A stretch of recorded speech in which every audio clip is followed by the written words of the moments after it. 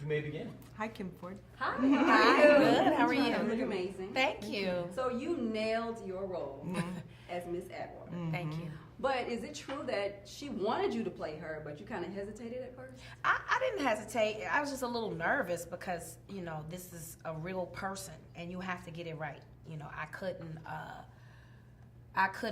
add things in that were not true to her. You know, that's a very real person, and I had to get it right for her loved ones and the community that she represented. Right. So just like in the story, you know, she transformed a whole community. And I think your life story also does that as well. You know, there's a viral clip of your acceptance speech. I think it was at the Women of Film, where you told your story of how you came to LA at like 26 and with your son, and everyone said no. You know, you overcame all of those odds. What would you say to someone that's watching this, that's facing huge odds like that, but they really want to go for their dreams? You must go for your dreams, or unless you'll just be wishing and having regrets your whole life. Why? You only get one lifetime, and just live your dream. Do whatever you can. If you're passionate about it, go for it. What was the tension like on set? Because, well, yeah, I'm guessing. I don't know. Yeah, it was a lot, very Or fun do you set. stay in that character of being separated? No. I never stay in my characters. Sam and Taraji had great chemistry, and Taraji gave him the freedom to play the role the way it needed to be played, to be real and to be effective in terms of the change. And the way she was able to do that was to be okay, and off camera, they were the people that they are, because Sam is not like that in real life. He's a great guy. He had a problem. I was like, Sam, you gotta go there, babe. You Really? gotta go there. Yeah, it happened on Hidden Figures too. When the coffee pot scene, and all the white guys, they were like, I said, no, we're acting. Give it to me. Right. That's great to be able to have that, you know, that environment, that safety, because I'm sure, you know, it has to be that safety. It's uncomfortable. Yeah. No one wants to relive the ugliest point of our history. No one wants to relive that. It's ugly. It doesn't feel good. And we're embarrassed by it. We should be, you know. But that's why these films are so important, to keep us on the right track, because right now it seems like we're going backwards in history. And on the film too, I'm just thinking about it, you know, in front of and behind the camera, we had a diverse group.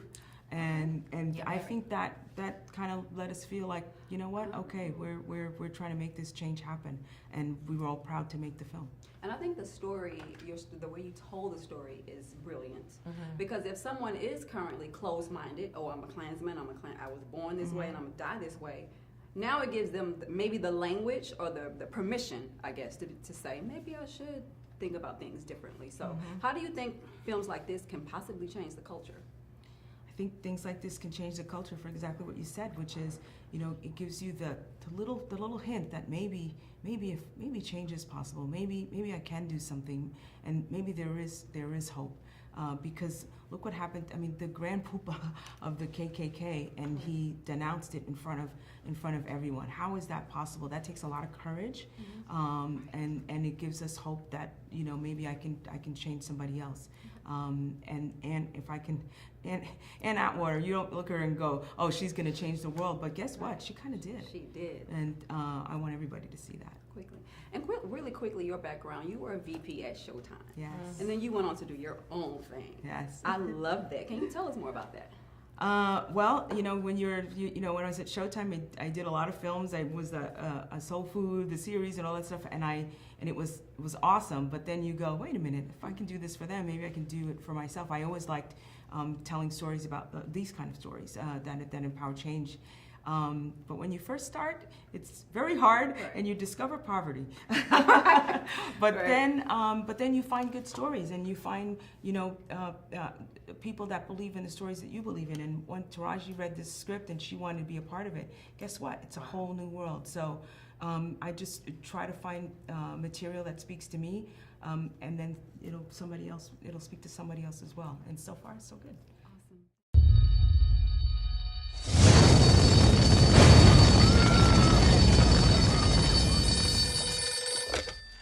And Atwater.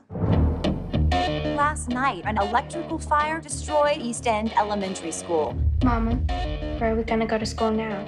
Mama gonna find you somewhere real nice to go. Not gonna have black kids going to temp school. Oh, come on. They're gonna put them somewhere. Mississippi putting it down. I'm the hottest round. We gon' beat school segregation once and for all. Listen to me now. They say you represent a great many people in this town. He'd be right about that. I'm holding a committee meeting. The council will vote to either adopt or reject school integration. I need 2 co-chairs. You and Ann Atwater. And that one. I'm the president of the Klan. He's about to hand you the keys to school integration, and you're gonna lock the door. You hear? Would you look at that crazy white man? Folks in this town want blacks to stay in their own schools. I'm here to protect my family, so all the better is you don't get in my way. Well, I'm gonna get in your way. We're here trying to understand each other for once and stop fighting. This here does the talking for me. I have a Bible. Well, then you ought to know. No, what? Same God made you, made me. Sometimes there are necessary evils for the greater good. You didn't have to do that. You should have told me.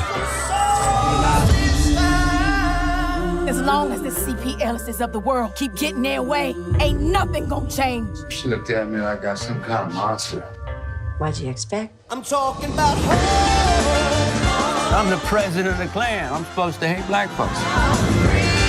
Now, if I don't believe that, then I got a problem.